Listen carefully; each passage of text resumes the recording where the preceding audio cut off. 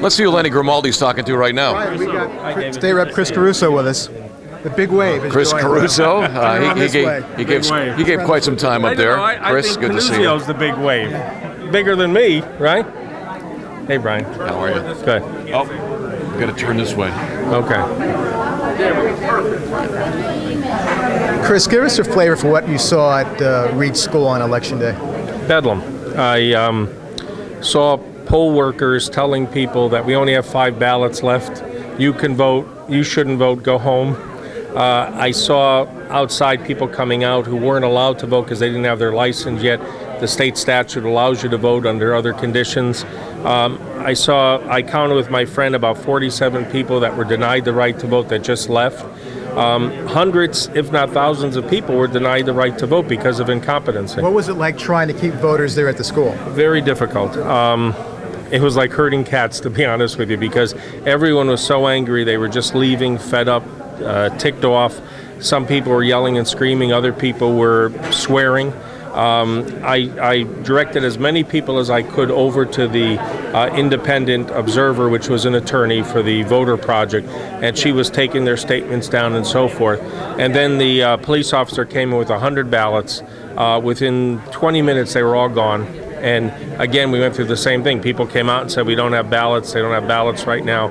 At one school, Black Rock, I understand that some of the workers inside were telling people go home. There was like 200 people waiting to vote, go home because we don't have any ballots. It was bedlam. The whole system collapsed.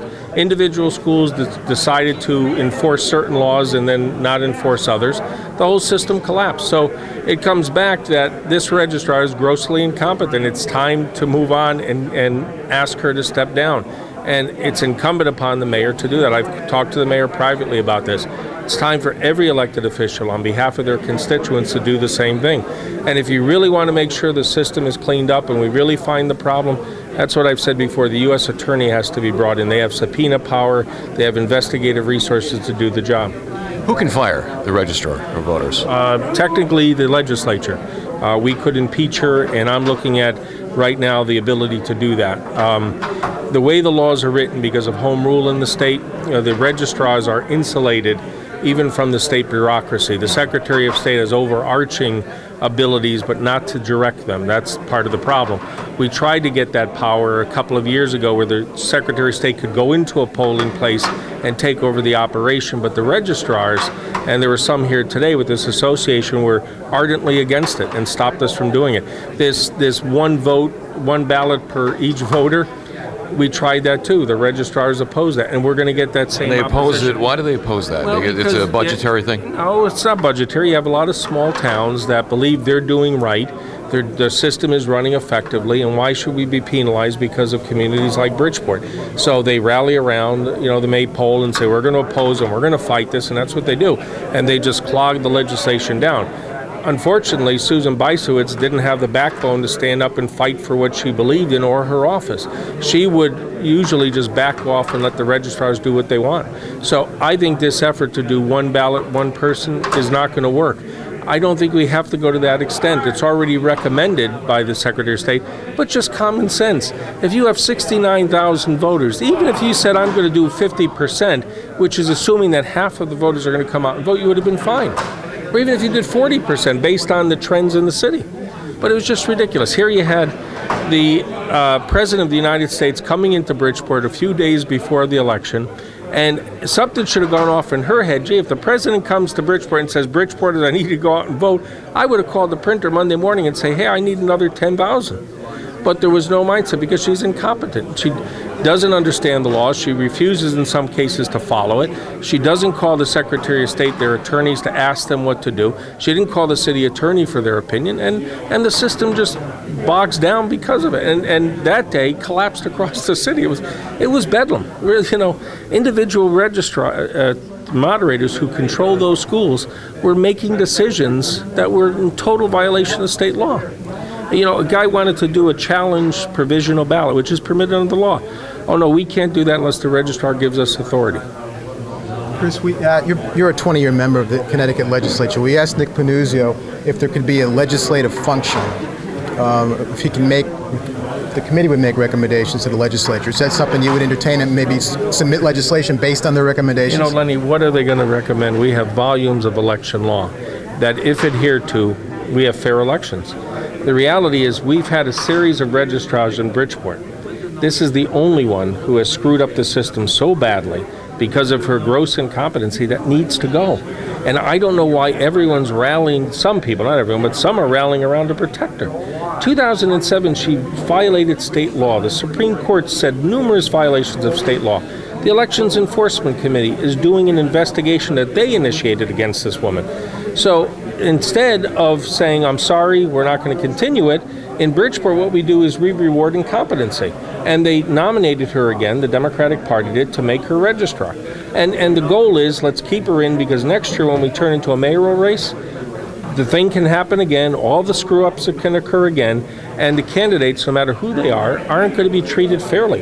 You put a lot of time and effort into running an election. Only thing you ask for is that the election be fair. So at the end of the day, you know in your heart and soul that the election was fair. You could possibly be a mayoral candidate in 2011. What's your time frame? Anything is possible. Anything is possible. You're not ready to commit yet. Rule out nothing. Rule out nothing. You know. I'm going to double team you on this Listen one. to everyone and then make a decision. You know. So I don't think you're hiding this, but you know, as a long-term state rep, as a mayoral candidate in the past, if for what you've seen so far in this election, and I know you've had some run-ins with this registrar before. Not run-ins. Run-ins the wrong word. I haven't had a run-in with her. When she violated the law, I called her on it, which I think every citizen is supposed to do. So what I was going to take her to court, Brian. I was going to say, if you were suddenly in charge of this, if you were the judge and jury and could slam the gavel before you went home tonight. As mayor, I would be a leader. I would be a leader because the people of the city elected me to be a leader.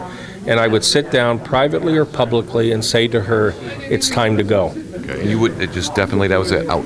Oh, absolutely. Absolutely. Some people are saying it was a mistake. So, people's rights were taken away. You denied people the right to vote. That's not a mistake. In other countries, they would shoot you, right? In third countries, they would pull you out and shoot you because you were screwing around with the election. In the United States, this problem is not supposed to occur. I'm not suggesting she gets shot. No, I hope not. But I am suggesting. I am suggesting. I should clarify that, Mr. But Caruso. I'm suggesting in this day and age, where people who fought for the right to vote for decades were denied that right. And it was predominantly African-American, Latino. There were white voters, but predominantly African-American and Latino. They were angry, they were upset, and they had a right to. They were disenfranchised from the very system that gives them power as people. And the one person standing in the whole way, and it isn't the mayor, and it isn't the Secretary of State, it's Santa Ayala, the registrar of voters. Now, any reasonable person, if these guys look at these facts and really review them, I think they'd join me and say it's time to go. And that's what a mayor does. That's why you're elected. You're a leader. Let me ask this question, and I think actually it'd be interesting to ask you this question. Yeah. What's her defense? If she were here, how would she be defending her actions? I'm just stupid. I didn't call the Secretary of State's office. I didn't call the attorneys involved. I was ill-prepared for the election. I've dismantled any strong training and improvement programs, or her defense is what she even said on TV. I thought it was too costly. That's pretty good for the registrar of voters who is in charge of elections and voting. It was too costly. She's elected by the people, and you're saying she should go. What if she doesn't? If you were mayor, what actions would you take, other than using the bully pulpit? Well, I would definitely get all elected officials in the city to call for her to resign. I would call in the Democratic Town Committee a vote of no confidence. I would apply pressure to her so she knows she's not going to get the support of those within the political community. And then, frankly, I would look at her budget as well. That if she's not going to resign, I would fund only necessary items within that office so it can function, but other items I would cut back on. I would apply the necessary pressure to remove her. I would also call on the legislature to possibly impeach her, call on that. But I think every amount of pressure that should be put on her should be put, because this is the future of the city and it's the future of the next election. I believe, regardless of the number of advisory opinions they give us, it's not going to correct the problem. If you keep the same problem in and you don't correct it, it's going to continue in the future. So you may push for a legislative process to impeach him? I'm looking at that right now. Yeah, as a matter of fact, one of my constituents wrote to me and pointed out about impeachment, and she cited to me the statute that would permit it. And I'm looking into it now from a legal perspective if we can do it. Short term, though, I think every elected official should be asked the question, should she resign? Privately, they will tell you. Publicly, some of them don't have the courage to stand up and do it. And it's just a real problem here. The whole system, when you think about it, the mayor who endorsed a particular candidate in this election was involved in preparing or Xeroxing the ballots. You know, just real questions that need to be addressed. And a lot of it's just common sense adherence to the law. And you can't use the excuse, well, she made a mistake. This is not the first time. You have a history in 2007 where both the courts and the Elections Enforcement Committee looked into these issues and said there were numerous violations. Anyone else in the private sector would probably go under that. But in Bridgeport, what we did is the Democratic Town Committee, not me because I'm not on it, they renominated her. They said, great job, we're going to put you back up again. They have a responsibility now to the citizens that they represent to call on her to resign. I think questions should be asked to Mario Testa. Very good. Any more questions? I'm done. Mr. Caruso. Okay. Chris Caruso, good luck. Thank you, Brian. And we're waiting for some announcement perhaps from him. He's not going to confirm anything tonight. So from the City Hall Annex in Bridgeport, it's been a long 2 and some hour meeting here.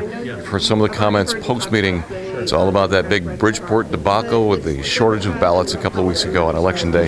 From the Annex, with Lenny Grimaldi from onlyinbridgeport.com, I am Brian Smith from doingitlocal.com.